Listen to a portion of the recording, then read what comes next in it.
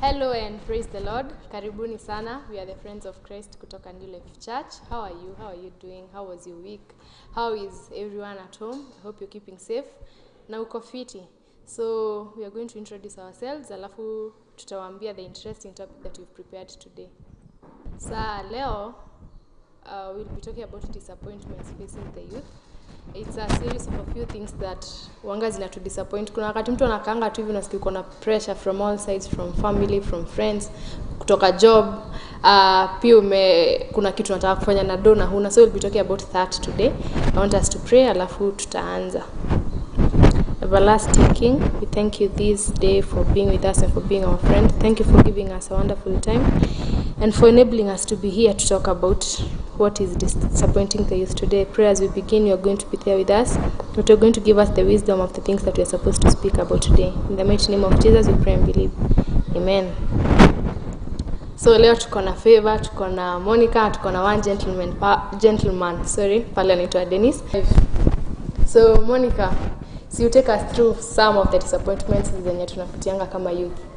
Once again, my name is Monica Wairimo, and today I'll be taking us through one of the disappointments that youth face in today's life, and I'll be taking us through one of those disappointments, which will be relationships. And you as the viewer, ningetaka utuambie wewe kama viewer, how do you think relationships contribute to today's youth? And me and my friends here, we are gathered today, and we will also help you, and you will also help us go through this. And you can also give us your views through the number down below.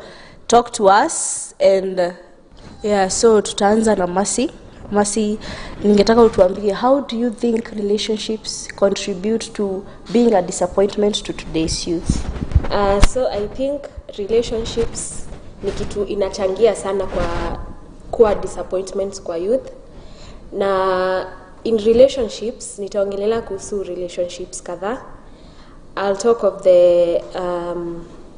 the friendships that we call relationships, like ile tu urafiki, and kuna hizi za people who are dating, and hizo mbili.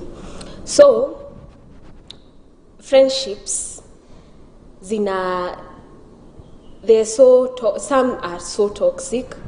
Unapata you have a friend ako pale, and there's time unafika you trust this friend with your issues, vile tu mnaendelea kukaa, so unapata unamwambia kitu ama you disclose something, maybe ya familia ama your personal issues. Tuseme there was something that happened to you years ago and you want to take down from your chest, unafungulia mtu roho, unamwambia hivi na hivi so that usikie uko relieved. But you find that the person you're sitting next to umwambie hiyo maneno yote, anaenda huko nje anaanza kukuharibia jina, anaanza kuambia watu wengine. So unapata inakuwa disappointment kwangu. Let's say mimi nimepata mtu disclose something that I wanted to get down off my chest so that I can move on with life, but you find that this friend I've trusted anaenda huko nje kuniharibia jina, kunisengenya na watu wengine, and then now my secret is all over known, and so people try to tend to kukuondokea. Unapata mtu ataki kukuongeleshea, they hate you for no reason, wanakuonesha madharau.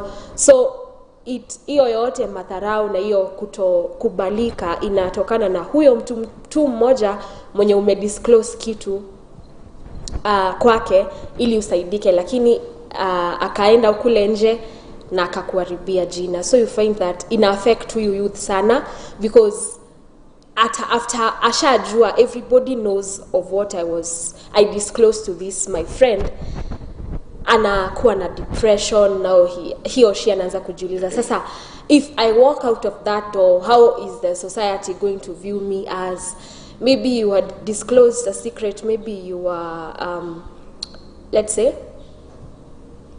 maybe ulikuwa raped for example, but mtu mwenye unaenda kuambia anaenda kuambia mtu mwingine nje. na ukijua mtu ameambiana kitu ulikuwa umemwaminia tu yeye peke yake, hapo utapata stress, upate depression, and then you find youth siku hizi sana wana commit suicide because of such friendships. Yeah. And the second one was dating. Hiyo sana imekuwa ile sasa imeweza kabisa, like people are totally going off juu ya relationships being toxic. And currently tunaona kwa Kenya that there is this trend inaokaa kwa different counties. You find that a guy or a lady anatoka from a county to another, traveling just to go and chop the head of the fiancé. Yani out of maybe alitumiwa sijui do akakosa kuenda, sijui alikula fare, vitu tu petty. You find that imekuwa ni trend. Leo inaisha, kesho unasikia kuna kesi nyingine, mtu alitoka sijui wapi, akaenda wapi akaua mtu, sijui akatoka wapi tena akaenda kuua nani.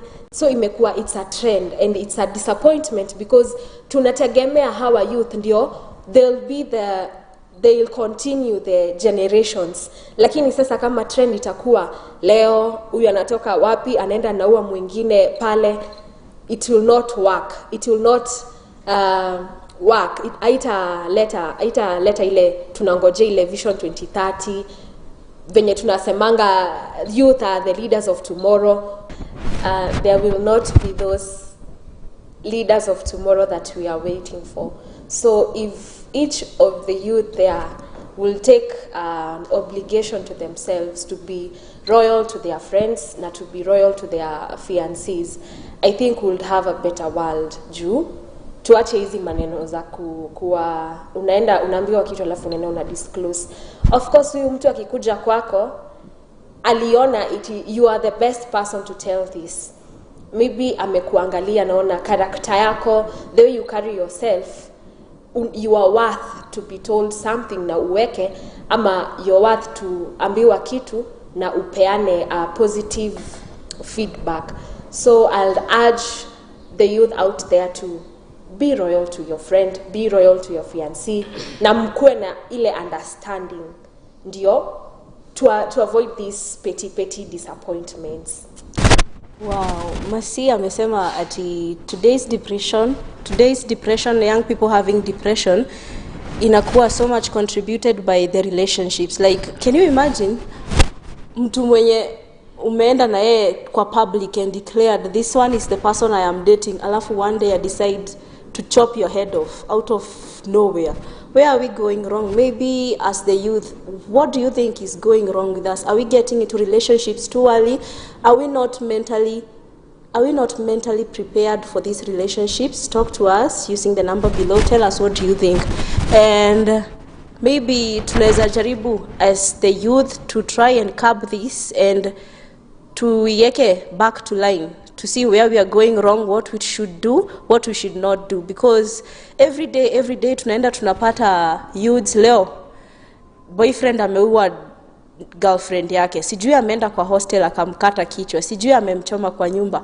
Why? That is somebody you once loved, that is somebody you once felt that mko connected in a way. Even friendships siku hizi, you can see that maybe mmekuwa na mtu for a while, 2, 5, 10 years, and then all of a sudden one of you falls out, and inabaki there is a gap between you. You never solved your issues, you never knew what happened between you, ndio moja fall out, so you end up being enemies because of not communicating.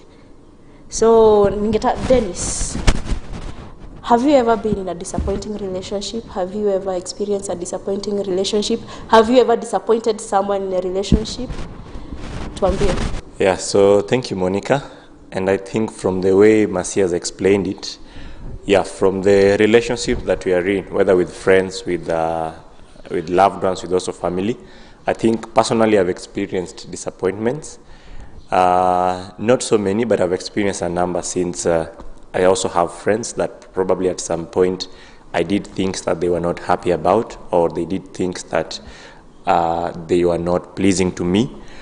And so yeah, I've experienced disappointments, and I've also disappointed people. Dennis, tell us how you cope with that issue, and maybe unaweza tupea some examples of how you disappointed ama how you were disappointed. Maybe a little bit of detail, utuambie how it went through, how you did it, how you coped. Yeah. Yeah, so Monica, vile nimesema, yeah, disappointments zimekuja, and it's a good question of how mimi mwenyewe niliweza kucope, kwa sababu wenye umetuambia is that currently you find that with the disappointments zinakuja and the way we are handling them, especially the youth of our generation, unapata we are overdoing things. Probably venye mmesema, people end up killing each other, people end up doing nasty things to other people. But one thing we should realize is that disappointments will always be there, whether you have experienced them or you're not experiencing them now. At some point you'll still be disappointed. On how I have personally coped with the ones that have come, then you may experience, one of the things I really realize is that disappointments mostly zinakujanga with expectations, especially in all levels of relationships, whether it's with friends, whether it's with your loved person, the person that you're dating. Nime realize that hizo disappointment may experience, probably one thing is because of the expectation I had from them. Probably I had too much expectation, and it's not how they had, venye wao walikuwa wamejiposition, it's not what they think they should be doing to me at that time, or they also expected too much from me. And I think one of the best ways of managing disappointments, and of which I've applied, is managing my own expectations, because you realize that most of the cases that unaona kwa TV ni unapata ni boy, probably spent so much kwa dem, amemlipia school fees, so they expect akiambia dem akuje, ama we meet, ama whichever favor they want to be done. So when that expectation is not met, then I think that's where the anger comes in, and that's where we end up doing nasty things. So personally, Monica, I've learned to manage my expectations, just expecting what I deserve at that point, and also having that room ati mtu anaweza kosa kuni understand vile mimi najiunderstand, so they might not react the way I expect. So having that flexibility na nialawingi, so that when things don't work my way, since I had prepared myself, they couldn't have, kuna hiyo chance zingeenda hivyo, then I'm disappointed, but not to the level enye ningekuwa nikiwa niko na those expectations. The other thing when you umesema is that talking it out with the people when you could disappoint. Of course, when wakati have disappointed someone, normally they'll show you one way or another. At our spoke show, it's really hard to hide a disappointment. So you might read, especially if it's your friend or the person you're dating, or even your brother, because it's also another relationship. Nowadays, if you realize, brothers are also killing each other because of expectations. So the best thing, what I've been doing personally, is talking it out, especially, and the best point and the best time to talk about the disappointments and you may go through is not the time when you are actually the disappointment imekuuma immediately. I think the best thing is you give it time so that you're cool enough to be able to talk it out. But if you realize from the data is that most of people when you may act in a bad way, they acted immediately that disappointment happened to them. So with that anger, you go to that person, you realize that when you're angry, you can't be able to control your emotions, you can't control your actions. And so the one way that I've been dealing with it is, first of all, I wait for that person to cool down. Personally I cool down before you can be able to talk it out. So when you want to talk it out when you're both angry, you remember you'll solve nothing, because kila mtu anajaribu kupass their own point of how you've disappointed me, and the other person pia anakuonyesha disappoint, they're trying to justify themselves. Lakini when you're calm, you're able to think soberly, you're able to resonate with the other person, you're able to consider mbona alifanya hivyo. Lakini when you handle it when you're angry, at that point and you're disappointed, you realize that you'll do things that when you may play in your mind. Sometimes unapata huyu mtu, they didn't mean wrong, it's only that they didn't meet your expectation. But if you give them the time to explain why, probably it will be easy for you to understand them, and then you can be able to realize, after all, you didn't have the reason to be angry. Lakini when you act when you're angry, pia anakosa defense, sababu kila mtu anapenda kujidefend. So ukikuja juu na yeye anakuja juu, at the end of the day you don't solve anything. So personally is that managing it when you're calm, and also managing our expectations, so that we expect too much from mtu mwenye hamjafika hapo ku expect too much from each other. Na pia even if you are there, things happen. Someone might be willing but not able to meet the expectations that you have. So thank you, Monica. Wow, Dennis amesema if you want to be able to cope with disappointment, talk it out with the other party, muongee, and maybe you can be able to solve. Relationships are different types of relationships. Kuna friends, kuna family relationship, kuna pia lover relationship. When friends fall out, maybe wanaweza kuwa, they'll not entirely be enemies, but hawatakuwa that close. But Dennis ameongea kuhusu ati, maybe I'll use the example of a lover relationship where unapata the man or the boyfriend or the husband maybe is contributing to paying fees to the girlfriend. Sindio, analipia the girlfriend fees, maybe taking care, allowance, kuna housing. So we find that once there is one part that is relying too much to the other party. So unapata the disappointment inatoka from relying too much to the other party. So why do us girls tend to believe that if you are the man, I should rely on you, ama you should do this, you should do that? Ndio maana unapata it is very rare to find that msichana aliua the boyfriend. It is always the boyfriend ameua msichana. Why? Because maybe the female gender huwa ina rely too much, ama ina lay expectation too much to the boy, ama to the boy child, ndio like akwe ni yeye ana fend for everything. So Ruth, what do you think us as women, or do you think us as girls are contributing too much to relationships falling out, to disappointment in relationships? And I think that largely madam ndio sisi tuna contribute juu. Nimekaa hivi nikafikiria ile story ule jamaa ule mwenye ameimba ile story ya Stella. Sasa surely huyo msee, imagine umelipia mtu ndege, alikuwa amefanya nini? Alikuwa ameuza nini? Ameuza shamba, atulipie dem shule aende majuu, alafu arudi akiwa na mtoto na bwana. Sasa surely huyo dem, these things that we do as ladies zenye surely mtu si fair. There was another case I think in Njoro.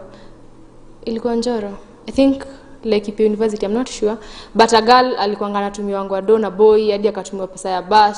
The guy was saying sijui amemtumia 400,000, I'm not sure. So jamaa alitoka Nairobi na axe akaenda akatakata huyo dem. Huyo jamaa ukiangalia, he was not doing the right thing to murder, of course, lakini alikuwa na reasons zenye anaweza akapatiana hii na hii na hii na hii. Yani huyo msee akiongea unamhurumia tu. So I think to a great extent sisi madem ndio who contribute to relationships kuenda vile zinaendanga vibaya sometimes. But of course kuna times zenye kijana anakuanga na too much expectations, ana expect ufanye kazi za nyumba, haja kuwa ana expect umfulie, umoshe vyombo, uende umpikie, sijui umfanyie nini, mkipatana na mama yake sijui kumefanya nini, muende na yeye mahali anataka. Yani there's times that the guys have too much expectations, but us as ladies kuna time tuna misuse the boy child. Ruth amekubali ati us the girls are playing a very big role in disappointments that come in relationships due to not expect too much. Masi, what do you think? Are we doing too much? Are we expecting too much? Tunaitisha too much? What do you think? Yeah, nitaungana mkono na Ruth. Niseme at a greater extent ni the girls ama the ladies wana contribute kwa relationship kuanguka because they have too much expectations as they move into a relationship. Kama this girl, unapatanga watu wanasemanga I can't date a man without a car, sijui nataka aninunulie sijui camera, like vitu petty, vitu they are so demanding, na akipewa hiyo kitu alafu anakuwa the man is disappointed due expectations zake they are not met. So that is why they tend to maybe react in anger, wanaua mtu, wanachapa mtu and all of that. Unapata mtu anasema nataka kununuliwa ladies love these expensive things, sijui simu inakaaje, sijui anataka gari. You find hata siku hizi hata wanaitangwa mashuga daddy, the sugar kamama wanaenda hadi na nini na gari za sponsor salon, like vitu tu nini. And then when the expectations of the man is not met, anataka ukue bibi yake. Sasa ukue bibi yake wa pili, hata umfulie venye Ruth amesema, umfanyie hizi kazi, you know, hadi uende kwa mama yake, sijui muende shamba, vitu funny tu. So when the expectations of the man is not met, they tend to react in anger, and zina cause easy fight nini. Yeah. Haya, inaonekana hatukatai ati we rely too much on the boy child kufanya vitu zenye sisi hatuwezi jifanyia, kama kununuliwa iPhone. Like kuna expect mtu atoe 120k akubaie iPhone juu ya kamera. Lakini kuna kitu Masia amesema hata sisi hata kama tuna expect, pia nyinyi kuna vitu una expect ati niende unipeleke kwenu, niende nilime, nikae house girl kwenu. Kwa nini? Tauliza, maybe Dennis anaweza tufafanulia why do you think that it is okay just because you are dating someone ati lazima umpeleke kwenyu na yeye afanye zile kazi, like kuraukia shamba 6 in the morning, kufanya ya kazi za nyumba. Ni mgeni wako lakini anaraukia shamba, anafanya kazi za nyumba, maybe hadi anafua nguo, lakini last week ulimfanya atengeneze kucha zinafika huku, lakini unataka kumpeleka kwenyu na afanye hizo kazi zote. Why is that a must? Because you are doing this, should I also be able to reciprocate chenye unafanya by doing too much kama hizo vitu za nyumba? Why do you think girls are supposed to do ati ndio wako in charge of hizo vitu za nyumba? Yeah, so Monica, thank you very much. In physics tulikuwa tunaambiwa for every action there is a reaction. Unajua? First of all, I'll start with wazungu wanasemanga there's no free lunch. And the other thing is, in this world, the only person who has the obligation, when you unaweza sema I have a right to this, when you're asking them something, is your parent, because they brought you to this world. So when you're telling them I have a right for you to educate me, I need clothes, then it's your right. But this is a guy you have met. The moment you're accepting gifts from them, that's an action they are doing, and for every action they expect a reaction from you. So if you can't give them an iPhone back, that asking you wewe uoshe nguo ama probably umeenda kwao and they want you to assist in the farm, that's now the reaction part of you now bringing something in return to what they gave you. Because if you don't want them to expect anything from you, then why do you accept or put an expectation on them? Ati now that you are my boyfriend, and umesema vizuri, amekuwekesha nails za 10,000 just the other day. So what are you doing in return for him? If he has done that for you to feel special, what are you doing in return for him also to feel special? Because I don't think relationship is all about dependency. At now, after depending on your parent, now you have a boyfriend to depend with to meet your needs. Because again, he's your age mate. The challenges you're going through, he's also going through. The amount you're earning is also what he's earning. So if he's going out of his way to do things to you, of course, hajakufanyisha nails za 10,000, naenda akaundisha zake za 10,000. Pengine hata amekupea 5,000 uende salon. Yeye anaenda kutafuta kinyozi ya chwani 50 bob ndo anyolewe. That means he has sacrificed something for you. He has gone out of his way, out of his comfort zone for him to do something for you. So in return, akikuuliza na wewe ukuje ulime ama ufanye kitu yote ama umfulie, why would you feel bad? Unless you're selfish. There's something he has done, so you're only doing something in return. And the fact that you have accepted it, it means that now, it's the same thing. Ukienda ATM leo uweke 10,000, the time you're going to withdraw, how much do you expect to withdraw? You expect 10,000. Ukiweka 10,000, you can't go and expect to withdraw 50,000. Ama wende ukipata iko less even with 2,000, mind you, utaingia kwa hiyo bank, raise issues, sababu you deposited 10,000, what you want back is 10,000. So my point is, if they have deposited, they have invested in you, it means they have something they expect also from you. Because First of all, they're not your parent, they're not your brothers, they will die for you. And therefore, it's a relationship. There's a give and take. So for me, I'll still stand with that point, is if you accepted things from them, then they have a right to expect things from you. That's the basics. That's how it is. Sindio, action and reaction. Mimi ile hasira Dennis ameongea nayo.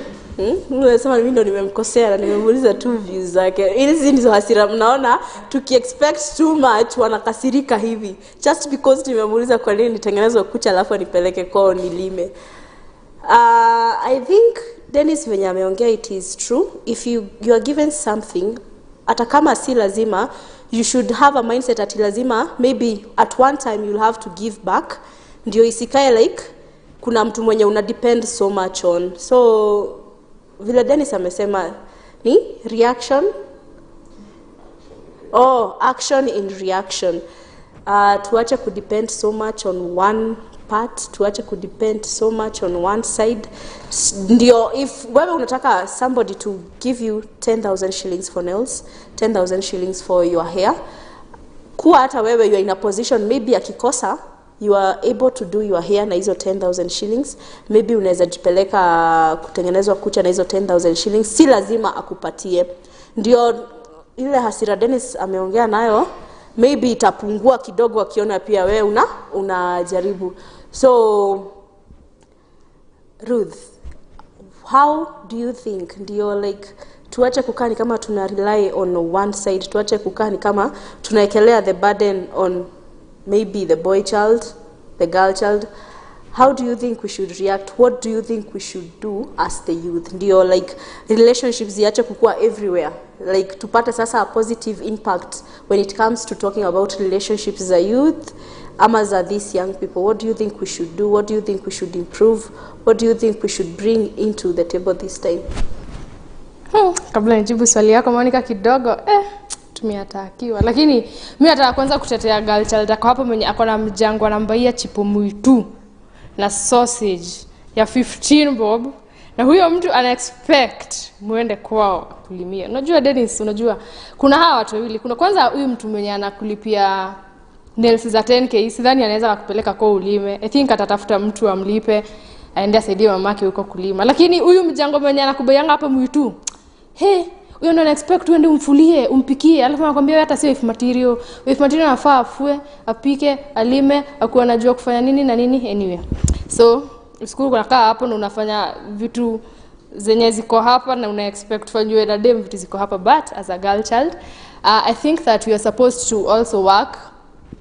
Usiku unakaa tu hivi unategemea kijana that you want to get your hair done, you call a guy. You want to get your nails done, ama unataka kwenda mahali unasikia kukula pizza. The only thing you can do is pick up your phone and call someone to buy it for you. I think you're supposed to go to an extent of trying to do some things for yourself. Unafaa try kujifanyia vitu zingine. Kuna kitu nilikuwa naona mahali ilikuwa inasema if you're able to take yourself out for lunch, go and watch a movie by yourself, go to a restaurant, uende tu hoteli fiti hivi, ukae kwa meza ujilipie bill, then you're able to depend on yourself later. Lakini sasa imagine lifestyle yenye umejiwekea ati nikitaka kuvaa kiatu fulani imetokea. Ni vitu gani zimetokea hizi zenye zinafika huko? Sijui zinaitwaje. So if you want to wear a nice shoe, try and buy it for yourself. If you want to have a nice hairstyle, do it for yourself. Kama nataka kusaidia afikie, mimi leo nataka I treat your hair ama your nails ama I get you a cloth, you appreciate. Lakini isikiwa ati ni unaitisha simu, sijui nini, vile tu Dennis ametuambia the only person who has a responsibility to do that is your parent ama your big brother ama your big sister. So stop asking men for things. Tuache kutegemea sana vijana. Ruth amesema tuache expect too much, but naweza sema ndio tuache hizi mambo za kuuana kwanza among these young people. Tuache kuingia so early into relationship. Can you imagine right now it is not even a surprise to find that two 15-year-olds washaenda kwa wazazi na wakasema they are dating, and the girl still expects the young man, the 15-year-old young man, akuwa namletea gifts, akuwa namletea. That is the reason why tunapata there's a lot of disappointments when it comes to lover relationship, na because we are getting into it very early. So if unaweza pata kuna dem mwenye amesoma akona kazi yake, and then apatane na mtu who is willing to pay the 10,000 shillings kuoshwa nywele, kutengenezwa makucha, that means alipata huyu msichana bado anajimaintain. So tuache kukaa ni kama mimi ile time nilikuwa na matuta, nina expect mtu mwenye ako hapa kuja nahitaji nywele ya 10k. Sikuwa nimejiweka kwa hiyo nywele ya 10k, sikuwa nimejiweka kwa hizo makucha za 10k, na na expect yeye akuwa anatoa hizo 10k, and still sisi wote wawili tuna hustle, na na expect sisi wote wawili tukue tunatoa ati mimi akuwa analipa rent, akuwa ananipea allowance. Unajua siku hizi nisikia kuna allowance, sijui tuko nchi gani. Akuwa anapeana allowance, akuwa anatengeneza nywele, unaenda massage twice in a week. Hizo vitu unajua hata mimi nikiwa mtu alafu nione unani misuse, ati ninaenda nita get angry. So tukitoka on relying so much on the boy child, kuna pia friendships zenye huwa zina fall out, kuna pia family relationships zenye huwa zina fall out. How do we cope with that? What tunaongea aje? Do we talk it out? Do we just leave it? Unajua kuna mtu right now, if we could do a survey, kuna families where siblings kadhaa, they do not come home maybe for Christmas, any occasion hawakujangi, just because them and the parents hawasikizani, ama maybe them and the siblings hawasikizani, to a point where if right now naweza kuwa niko like very very very much comfortable with not being able to communicate with my sister, juu tulifanyana kitu at one point. Why do we think, how do you think hiyo inakujanga kukua nini, na mbona why don't we solve it?